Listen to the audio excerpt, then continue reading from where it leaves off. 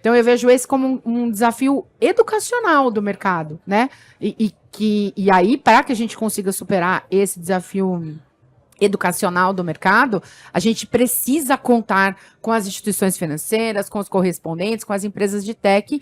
E aí queria que vocês também comentassem um pouco de qual que é a percepção de vocês. A gente vai romper essa resistência do usuário final, que ainda, né, é resistente, já melhorou muito, mas ainda é resistente, com o quê? Na minha percepção, é a parada educacional. Assim, realmente mostrar, ó, deixa eu dar 20 passos para trás, deixa eu te explicar o que é um player, deixa eu te explicar o que é um stakeholder, deixa eu te explicar o que é uma IA, o que é uma machine learning, e deixa eu desenhar a conta do benefício operacional para você. É educando.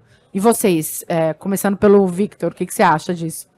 Não, com certeza. Eu acho que esse estágio educacional, quando a gente fala de adoção de novas tecnologias, ele é inevitável e muitas vezes é um ponto, é uma dor importante, né, na adoção dessas novas tecnologias. O Evandro comentou há pouco, né, sobre a necessidade de formar pessoas capazes de interpretar os dados, com conhecimento técnico.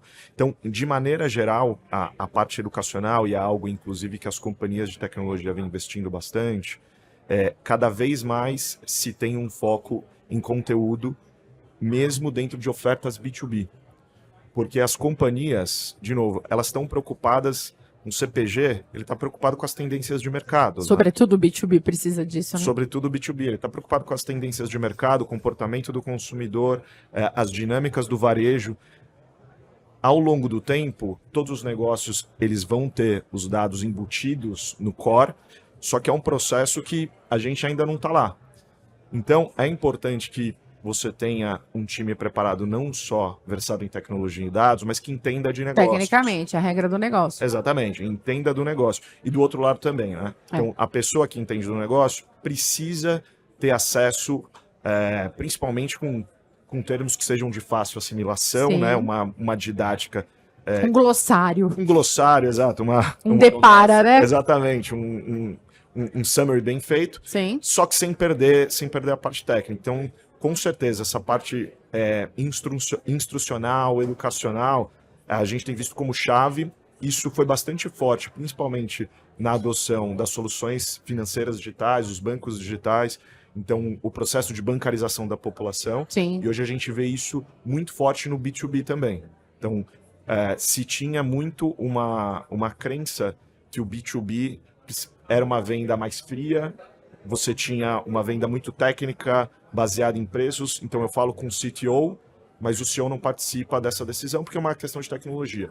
Hoje mudou bastante. Bastante. Então você tem a interface entre os diferentes stakeholders e as diferentes partes interessadas na adoção das soluções, que faz com que cada vez mais essa parte de conteúdo educacional tem o papel cada vez mais fundamental, não só na venda, né? Não só no processo de aquisição de clientes ao longo do tempo, mas de fato na sedimentação dessas tecnologias. Sim, dentro dos businesses. Sem dúvida.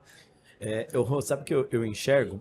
Que a gente está nesse movimento que, inclusive, a adoção da tecnologia, ela vai acabar passando, inclusive, por esse momento de, para alguém aderir, vai precisar entender. Só que quem precisa entender, como o Victor falou aqui do B2B, primeiro a instituição financeira passar por essa adesão da tecnologia internamente, né? Eu tenho brincado que tem um mínimo que você precisa saber para não ser um idiota hoje, e é um mínimo de tech. Então, eu estava falando, antes você podia segregar essa conversa pro CTO e dizer um assunto de tecnologia, mas a gente está num movimento que as tecnologias novas, elas só vão ser adotadas de forma a trazer escalabilidade para os negócios quando elas estiverem educadas, que é o caso Pix. Então, algo que todo mundo consegue Mas você compreender. vê, foi uma linguagem educacional Você vai simples, formar- assimilação, simples, né? Mas Sim. primeiro, inclusive, dentro das instituições. Sim. Então, o B2B precisa. Então, antes da gente falar do grande público, a pessoa que está na ponta vendendo essa tecnologia, ela precisa entender Drex, Open Finance. A gente tá falando quero falar de IA, disso. A gente está falando de blockchain, a gente está falando de Exato. ativos virtuais, da tokenização da economia. E já chegou no comércio exterior. Não, mas eu fui não- procurado na Febrabantec por uma pessoa de logística do comércio exterior, falou, eu quero tokenizar, faz sentido isso? Eu falei, meu amigo, Faz! ótimo, vamos conversar. Meu Deus! Só que esse gigantismo não chegou. Então, esse processo educacional, ele vai ser fundamental. Por quê? A tecnologia só vai ser adotada pelas massas quando dentro a gente incorporar Internalizar, essa né? cultura tech. É. Deixar de ser área para ser cultura. E aí, quando você fala em blockchain, você fala desse case da Febrabantec, que era um evento que nós estávamos também lá, era um agente de carga? Quem era que te procurou? Ele era uma empresa logística. De logística. Então, ele era uma empresa de logística internacional. Tá, provavelmente um agente de carga. Exato. E eu estava num painel falando sobre o Drex. Sensacional. E daí no meu painel sobre o Drex, eu falei, olha, o Drex tem uma caminhada que antes o ativo precisa estar tokenizado. Quando ele falou, acabei de falar, ele foi me procurar no final. Ele falou, como eu faço? E a gente já está discutindo isso